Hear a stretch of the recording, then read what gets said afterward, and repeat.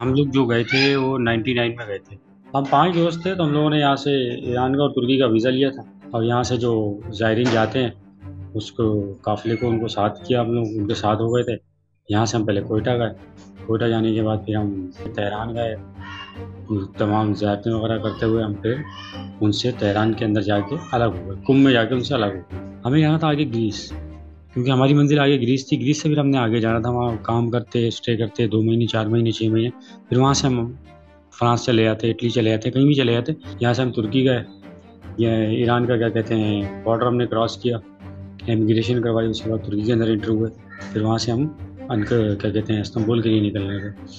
तो वहाँ से इस्तांबुल के लिए निकल रहे थे, तो वहाँ पे एक गनी नामी एजेंट था, गनी और दिलावर, जो बड़ा नामी गिरामी थे और पाकिस्तानी थे दोनों ये। लेकिन गनी क्या कहते हैं तुर्की में ही काम करते थे, और दिलावर ने वहाँ शादी वगैरह की भी थी। वो तुर्किश यानी नेशनल भी हो चुके थे। वहाँ गए, हम गनी भाई से मिले। गनी भाई ने बड़ा अच्छे तरीके से हमारी अवगत की, जिनके रेफरेंस से हम गए थे उनका बड़ा हवाला दिया। तो गनी भाई बेसिकली एजेंट थे वो। तो गनी भाई के पास जो है बहुत सारे लोग आते थे। डेरा जिसको कहते हैं, यानी जो कंपाउंड था, उसके अंदर तकरीबन 17 या 18 लोग थे, जिनमें से बांग्लादेशी थे, कुछ कुर्द थे, 2-3 पाकिस्तानी, 2-3 क्या कहते हैं इंडियन थे, और 1-2 मेरे ख्याल में इंडोनेशियन थे। तो गनी भाई ने कहा कि आप लोग यहाँ रुके हैं, अभी मज़ीद लोग आ रहे हैं। यहाँ पे कम से कम हमारा बेस जो होता है वो कंटेनर लेके जाता है 80 से 85 लोगों को, और मैं आपको यहाँ से लेके जाऊँगा, और आप बेफिक्र हो जाएं, आपको मैं बाइज़्ज़त तरीके से लेके जाऊँगा। 8 से 10 घंटे का सिर्फ ये कंटेनर के अंदर सफ़र होगा। उसके बाद हम टैक्सियों की सूरत में आपको लेके जाएंगे वहाँ पे। तो हनी भाई ने हमें ब्रीफ कर दिया था अकेले में कि भाई देखो, इस कंटेनर के आगे ये एजेंट चलेगा, वो टैक्सी के अंदर होगा, उसके पास मोबाइल फ़ोन होगा, और वो जो जितनी भी आपके पास चेक पोस्टें रास्ते में आती रहेंगी उन सबको वो क्लियर करते हुए जाएंगे।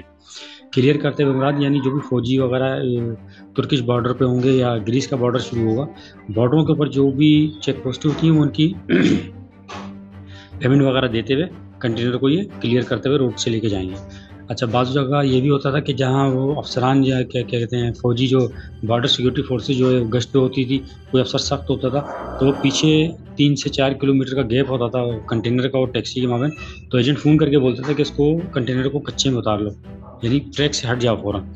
तो कंटेनर को कच्चे में उतार लिया जाता था। कच्चे में उतारा जाता था तो उसके लिए 1-2 घंटे का वक्फा होता था। उसके लिए वो दरवाज़ा पीछे से खोला जाता था, पानी वानी करना हो, किसी को वॉशरूम करना हो, तो इतनी 1-1.5 घंटे का वो वक्फा आता था। फिर वो एजेंट दोबारा रब्ता करता था, फिर दोबारा उसको कंटेनर को रोड पे ले आते थे, और स्मूथली वो चलते रहती थी, चीज़ें चलती रहती थी। तो वो तुर्की का तो बॉर्डर हम लोगों ने वैसे ही क्रॉस कर लिया था, और ग्रीस का बॉर्डर भी हम क्रॉस कर चुके थे। हम एथेंस से तकरीबन 15 से 20 किलोमीटर दूर के फासले पे थे, वहाँ फासले पे थे। तो उसी दौरान में ये हुआ था कि 2000 से पहले की बात है, यानी दिसंबर की, लास्ट दिसंबर का वीक था। तो उसमें कुछ पाकिस्तानी ग्रुप पकड़ा गया था, काले कपड़ों में थे, यानी अजनबी लोग लग रहे थे। तो पुलिस वालों ने उन्हें पकड़ा, तो उन्होंने बता दिया कि भाई हम तो यहाँ से आए हैं और इसी रास्ते से आए, और मज़ीद जो है ना एक ग्रुप आने वाला है, और 3 से 4 दिन में आ जाएगा। अब हमें ये बाद में पता चला। अब जब हम एथेंस के अंदर गए तो वहाँ पे बहुत ज़्यादा सख्ती हो चुकी है। सख्ती यानी ऐसी हो चुकी थी कि इनके एजेंटों की बड़ी अच्छी लाइन होती है, कोई ऐसा नहीं होता। एक पर्सन को ये लेते हैं कम से कम $1000 से लेके $1800 तक, उस वक्त ये रेट थे। 80 से 85 लोग थे उसके अंदर, मुख्तलिफ एजेंटों के वो लोग थे। अब वो एजेंट ने फिर रात में एक जगह कंटेनर को खड़ा करवाया, उसके बाद वो आया, आके उसने ब्रीफ किया, कहने लगा भाई देखें, मैं आप लोगों को यहाँ से छोड़ के नहीं जा रहा, मैं यहाँ से कंटेनर लेके जा रहा हूँ, और आप लोग यहीं पे क़याम करें। वहाँ रात हो रही थी, तकरीबन 11:30 पौने 12 बजे का टाइम था। उसने कहा ये रात हो रही है इस वक्त, आप 4 से 5 घंटे यहाँ गुजार लें, फजर का वक्त होगा, फजर से पहले मैं आऊँगा और मुख्तलिफ छोटी गाड़ियों में आऊँगा, और मैं आप लोगों को मुख्तलिफ यानी ग्रुप्स की सूरत में यहाँ से निकाल दूँगा। अभी मैं बड़ा कंटेनर लेके जा नहीं सकता, अगर मैं लेके गया तो मेरा कंटेनर भी ज़ब्त हो जाएगा और आप लोग भी पकड़े जाएंगे। हमने कहा ठीक है जी। अब ठंड बहुत थी, रात था, बहुत यानी जंगल था वो, लेकिन सेफ साइड थी वो, पहाड़ वगैरह थे उसकी, वो जंगल वगैरह था। खैर बैठे रहे, उसके 2.5 से 3 घंटे ही हुए होंगे उन्हें गए हुए, तो एकदम यानी उस पर ऐलान होने लगे, चारों तरफ से हमें घेर लिया गया, क्या कहते हैं ग्रीस की फोर्सेस ने, और उन्होंने इंग्लिश में बोला कि भाई कोई भागने की कोशिश नहीं करे वरना हम गोली मार देंगे। इस तरह उन्होंने चारों तरफ से घेर लिया। घेरने के बाद उन्होंने फिर हमें अरेस्ट किया। अरेस्ट करने के बाद उन्होंने 1 बाई 1 सबसे इंटरव्यू किया, पूछा कि भाई कहाँ से आए थे, किस तरीके से आए थे, क्या था आप लोगों का तरीका। तो जो दूसरे लोग थे जिनके पास तो ना पासपोर्ट था ना कुछ था, उन्हें सब पता था कि किस एजेंट के थ्रू आए, कितने लोगों के एजेंट थे, क्या थे वो। हम लोगों के पास तो पासपोर्ट भी थे और डबल एंट्री क्या कहते हैं वो ईरान का, तुर्की का वीज़ा भी था। हम लोगों को तो उन्होंने साइड पे कर दिया 5 लोगों को, बाकियों को अलग ग्रुप की शक्ल में लेके गए, उनको दूसरी गाड़ियों में बिठाया, हमें दूसरी तरीके से बिठाया। हमसे पूछा गया, हमने बताया भाई इसी से हम तुर्की आए थे, तुर्की घूमने आए थे। तो फिर आगे हमारा जहन बन गया, पैसे हमारे पास है नहीं, हमारे एक जानने वाले थे, उनको हमने रेफरेंस दिया तो उन्होंने कहा हम आपको पहुँचा देते हैं। हमने कहा ये था वो तरीका। तो फिर उन्होंने हमें दूसरी गाड़ी में बिठाया और पासपोर्ट हाथ में दिया और बोला कि ये आप लोगों को तुर्की के इमिग्रेशन के गेट के अंदर तक लेके जाएंगे, आप तुर्की जाएं और तुर्की से वापस जाएं। अगर आप, उन्होंने तस्वीरें वगैरह खींची, अगर आप दोबारा यहाँ पे आए तो हम आपको मार देंगे या आप मारे जाएंगे। वहाँ से उन्होंने, तुर्की वालों ने लिया 2 से 3 दिन रखा। फिर उसके बाद हम वापस इस्तांबुल गए। फिर हमने घर पे रब्ता वगैरह किया। उस वक्त इस्तांबुल में, अनकरा में ज़लज़ला वगैरह भी आया था, 2000 शुरू होने वाला था, उसके एंड की बात। घर में रब्ता वगैरह किया हमने, तो फिर वालदा ने मना कर दिया कि नहीं भाई छोड़ो सारी चीज़ें और वापस आए। इस तरह हम वापस आ गए। तुर्की में मुख्तलिफ़ किस्म की पैदल भी ढंगी लगती है जो जंगलों के रास्ते से एजेंट लेके जाते हैं।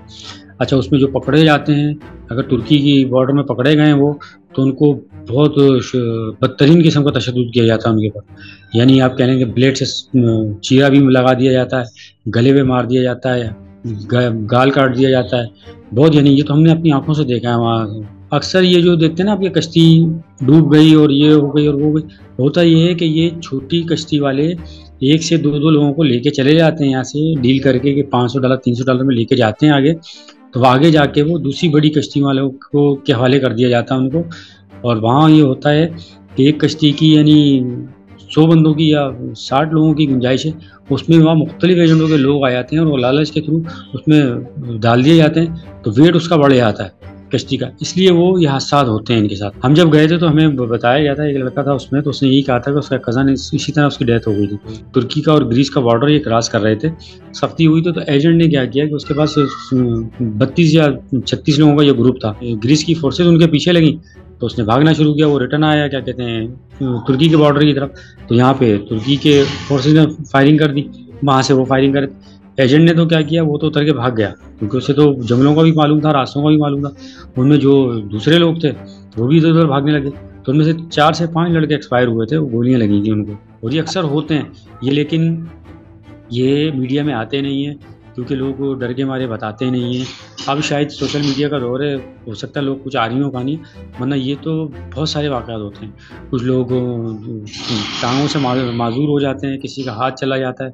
और अक्सर तो ग्रीस के और क्या कहते हैं ये तुर्की के बॉर्डर के ऊपर माइंस बिछी हुई होती हैं।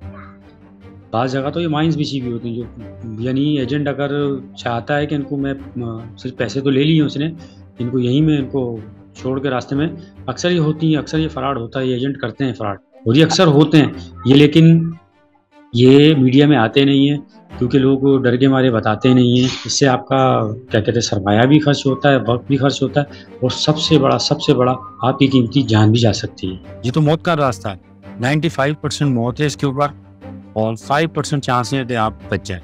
बॉर्डर पे तो ये अगर एजेंट आपको छोड़ के भाग गया, उसको तो आपने पेमेंट कर दी, वो तो अपनी जान बचाएगा और आपको भाड़ में डाल देगा। तो पता है ये 10 से 12, 25 से 30 लोग मारे जाएंगे तो क्या हुआ, इससे पीछे पूरी खेप आ जाएगी, आप हिस्ट्री उठा के देखिए। कोई भी जाता है तो वो अपनी फैमिली के लिए जाता है कि यार वो गुर्बत से निकले, उसके हालात अच्छे हों, ताकि सारी चीज़ें बेहतर हों।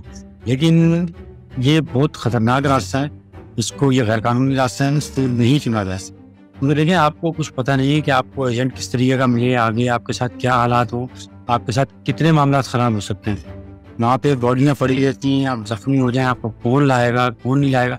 आप जिस फैमिली के लिए जा रहे हैं, जिस फैमिली की सपोर्ट के लिए जा रहे हैं, उस फैमिली को आप जीते जी मार के चलेंगे। अल्लाह पे तवक्कल करें, अल्लाह पाक यहीं बेहतर करेगा, यहीं वो करेगा। अगर ज़्यादा आपको वो है, ज़्यादा आपको जाने की जस्तजू है तो आप कानूनी तरीके अपनाएं। अब तो बहुत सारी सहूलतें आ गई हैं, बहुत सारी चीज़ें आ गई हैं, आप वो इस्तेमाल करें।